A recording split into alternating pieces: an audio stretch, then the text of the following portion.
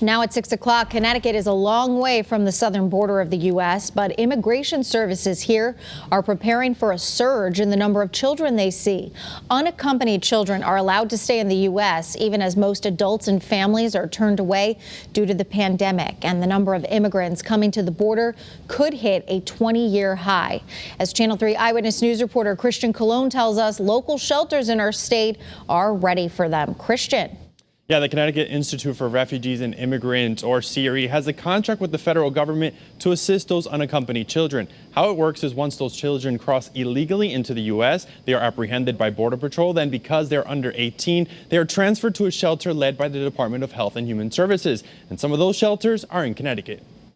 Unaccompanied minors are children under 18 who come to the U.S. alone, some as young as 4 years old, most from Central America, who travel thousands of miles with the hope for a better future. A lot of the cases that we've been working with, these children are fleeing violence, very difficult circumstances where they could be being recruited for gangs or to do things in their home country that they may not agree with. Leonela Cruz with CRE says they are expecting an increase of unaccompanied children in the state. Once those children leave Border Patrol custody and enter shelters, CRE steps in. As soon as these children are placed in the shelter, they are given a phone call and they begin that process to be able to try and identify a sponsor.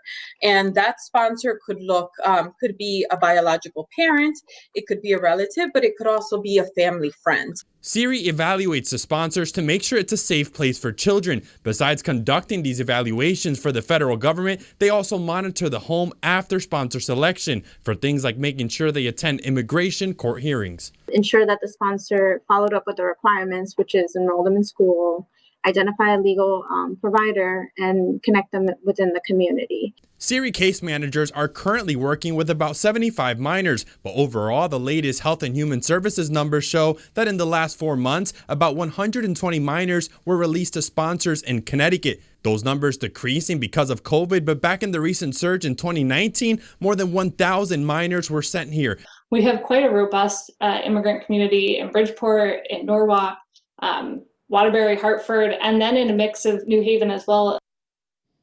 Yeah, last month, more than 7,000 unaccompanied minors were transferred into the Department of Health and Human Services. Federal officials say today the situation is difficult, but add they will secure the border, but not ignore the humanity of those who seek to cross. Christian Colon, Channel 3 Eyewitness News.